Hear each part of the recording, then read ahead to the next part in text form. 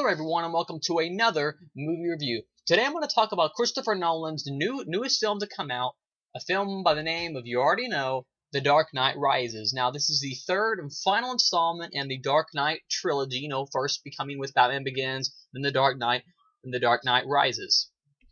Now, this film picks up, if you don't know the plot of this, it picks up 8 years after the events of The Dark Knight. Don't worry, I'm not going to give any spoilers until about the 5 or 6 minute mark. So once I get about 6 minutes into the review, go ahead and stop watching it, and then I'll give my spoilers away. So anyways, back to the plot.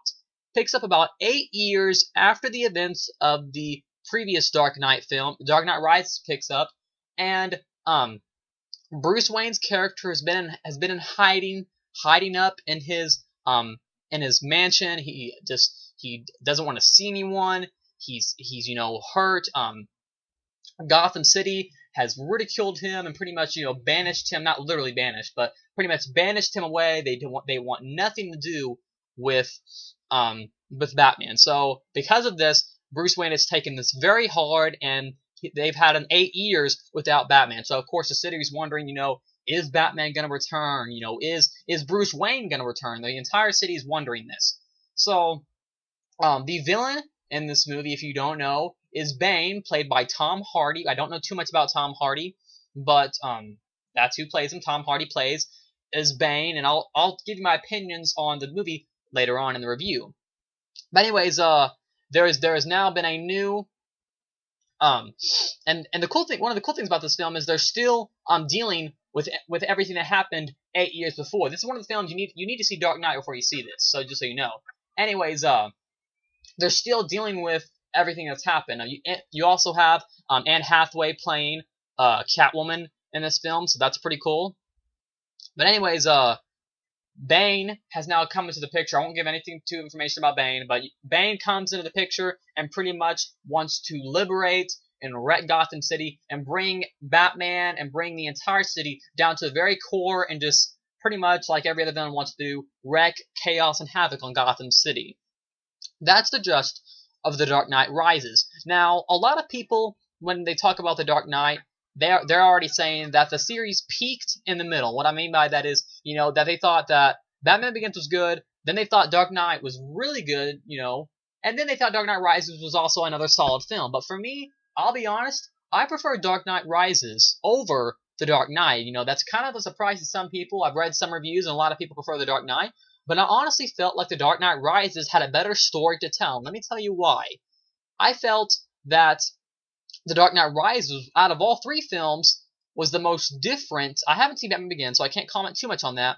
But it was the most different and definitely the darkest out of The Dark Knight and The Dark Knight Rises. Definitely Rises was the darkest out of all the films. Now, another thing that I like is Bane. Tom Hardy does a great job being Bane.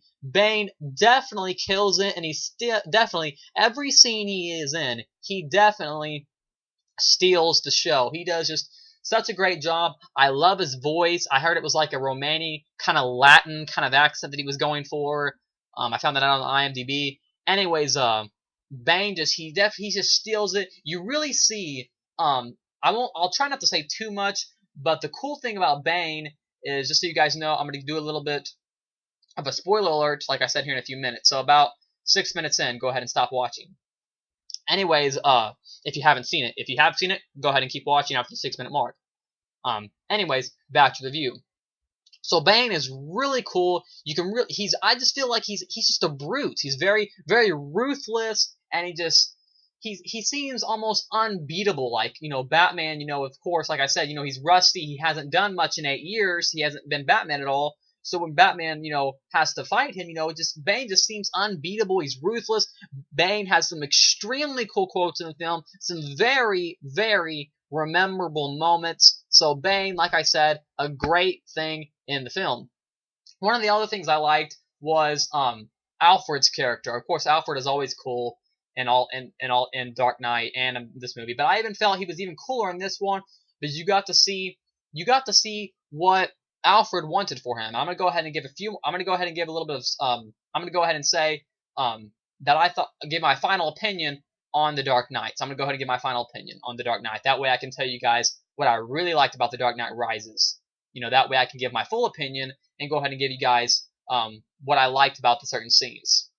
Because I feel like I can't tell you everything I liked without telling you a few little spoilers. So, go ahead and stop watching here in about 30 seconds or so. So my final opinion about Dark Knight Rises is that Dark Knight Rises is a great film. I definitely feel that it surpasses The Dark Knight in every way. I think I like Joker. Don't get me wrong, Joker's cool, but I thought Bane was a lot better. You really get to see every side of Bane. It's just you get to see how ruthless it is, and you really get to see the whole destruction manner he does to Gotham City.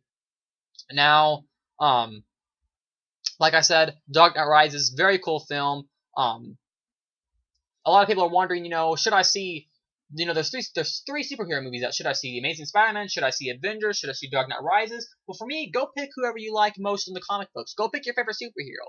But if you want a fun film, go ahead and go watch The Avengers. The Avengers is definitely the funnest out of all of them, but if you want a film with a better story and a better, more heartfelt kind of a drama action, blending of all these kind of different things, go ahead and go watch The Dark Knight Rises if you're looking for more of a story. But if you're just looking for a fun, just good time, go watch The Avengers. Anyways, right after this point, spoilers ahead, so beware, you are forewarned.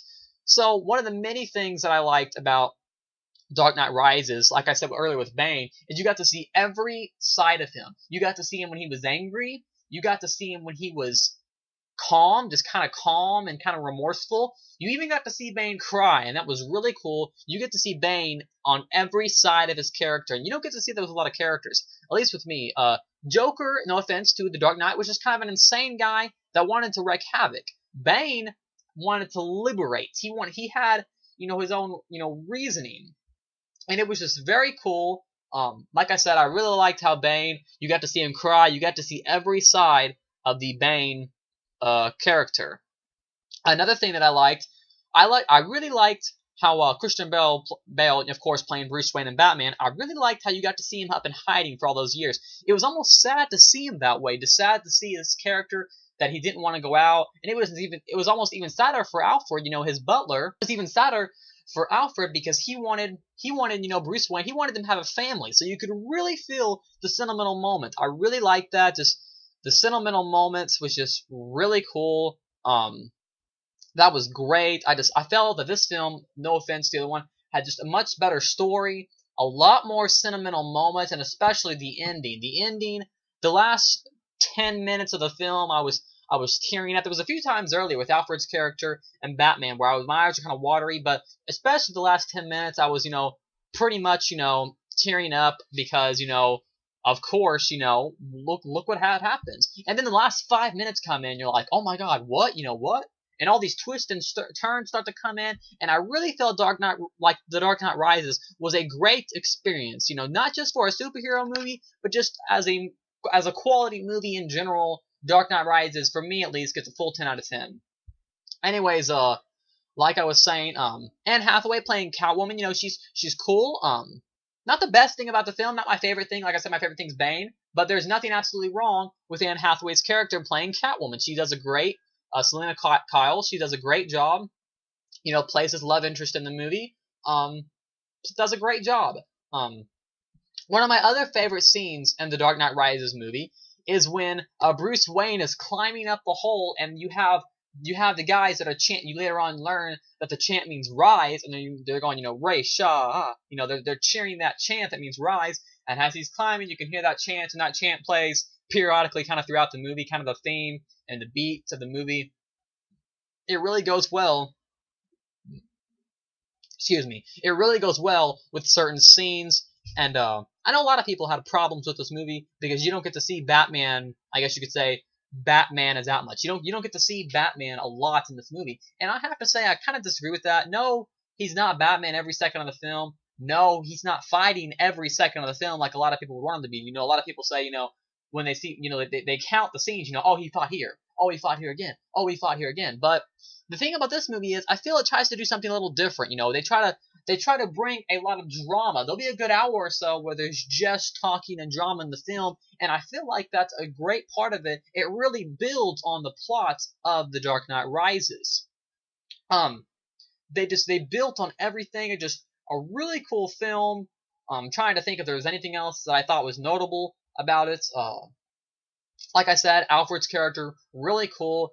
Like I said, the ending, the whole restaurant scene where he sees them and they're talking, just really cool. Oh, that's what I wanted to bring up.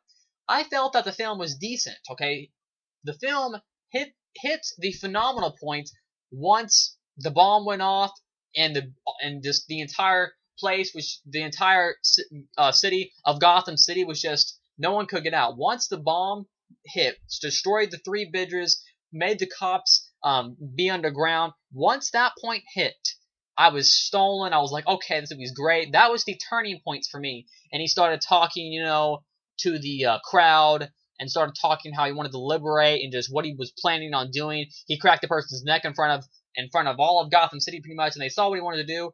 That was a turning point in the movie. Joseph Gordon-Levitt, if you don't know, plays I forget his name in the film. He's Robin, of course, but I don't remember his he's Rob, I guess, whatever he's called. Anyways, Joseph Gordon-Levitt plays Robin's character. This cop that kind of this cop in the film, and I thought he was very cool. Just a cool kind of cool guy. Becomes a detective later on. Ruthless. Really wants to find out. What's going on. Another thing I liked in the film, one of my favorite parts, is when Commissioner Gordon finally finds out who Batman is. When he's inside his little helicopter flying Batmobile thing, and the door's open, he's talking to him through the window, and he says, he's like, but he's talking about the whole whenever he was a kid, and Commissioner Gordon put the coat on him, that whole sentimental moment right there, and he flies away, and Commissioner Gordon's like, he has that flashback, and he's like, Bruce Wayne. That was a really cool moment in the film. I really like that point. I also like a lot of Batman's facial interactions. You could really see the remorse and just the sentimentalness in his face. You can really see that Christian Bale did a great job playing Batman, just especially when he's flying towards the sky and letting the bomb blow up. You can really see, you can really just see what he's feeling in his face, knowing what's ahead, or what you think is ahead at the time. Anyways, I hope that when you stopped watching the review, you stopped at the right points. That way you didn't hear all my spoilers right there. If you did hear them, you're lost, right? Just kidding. Anyways, that's my review of The Dark Knight Rises, directed by Christopher Nolan. Last installment, won't be a sequel. I guess we'll have to wait maybe 7 or 8 more years, however long it'll be, until they once again reboot the Batman series. So anyways, that's my review of The Dark Knight Rises. Like, comment, subscribe to my page below, and I'll see you guys later with another movie review.